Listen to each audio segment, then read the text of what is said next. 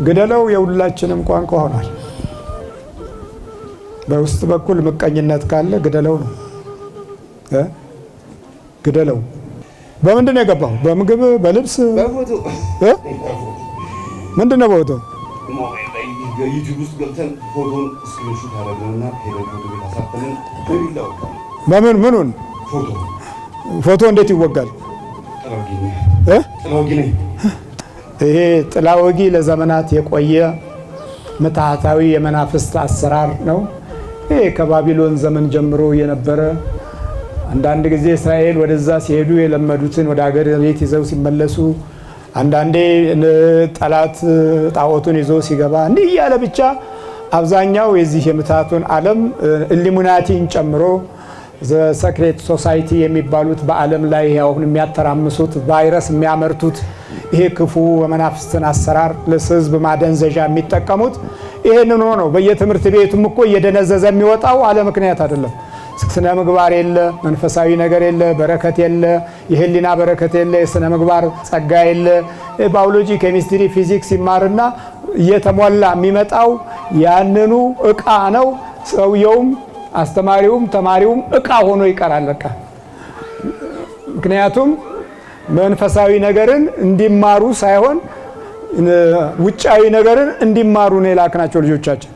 እንግሊዝ ቢሄድ አሽሽ እየሳበ ይመጣልሃል። አሜሪካ ቢሄድ ማሪዋና እየወሰደ ይመጣልሃል። ኢሮፕ ቢሄድ ደንዝዞ ፈዞ ምንድን ነው የምትለው እያለ ተገትሮል እንጨት ይሄ ምን ዝቅ ማለትን የማይለምድ ፖል ሆኖ ይመጣልሃል። ሴትም ከሆነች እንደዛው ድራግ ለምዳ መጠጥ ለምዳ ትመጣላች። ለምን የሰጠናቸው ወለድናቸው ከእንዲህ የመናፍስት ጥቃት በሚገባቸው መልኩ አላስረዳንም፣ አልመከርንም።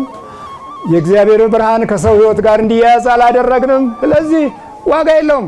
በቃ ዝም ብለህ ነው ከአጋንንት ጋር ይዋሃዱና ከክፉ መንፈስ ጋር ማለት ነው አንተ ይማማሉና ይያያዛሉ።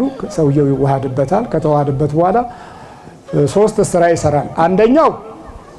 አንደኛው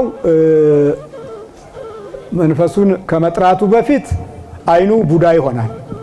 ሁለተኛው በገባበት በአለቃው ሌላውን ከበረሃም ይሁን ከደጋም ይጠራና ያቆራኛል።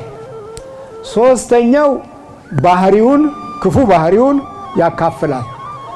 እንግዲህ መንፈስ ማለት ሰው ሕይወት ውስጥ ሲገባ የሚከተሉት ባህሪያቶች አሉት። የላኪውን ባህሪ ለመሆኑ ትሰማላችሁ? ብሎ መዳረቅ ነው እኮ ምሰሙማ ቢሆን መቼ እንዲህ ነው ነበር። የላኪውን ባህሪ የመንፈሱን ባህሪ እና የተላከበትን ዓላማ ባህሪ ይዞ ነው የሚገባው። ከዛ በመጨረሻ የሱን ባህሪ ይደብቅና የራሱን ባህሪ ይሰጠዋል ልጁ። አሁን አልስማማ ሲሉ ነው የተያዘው። አለመስማማት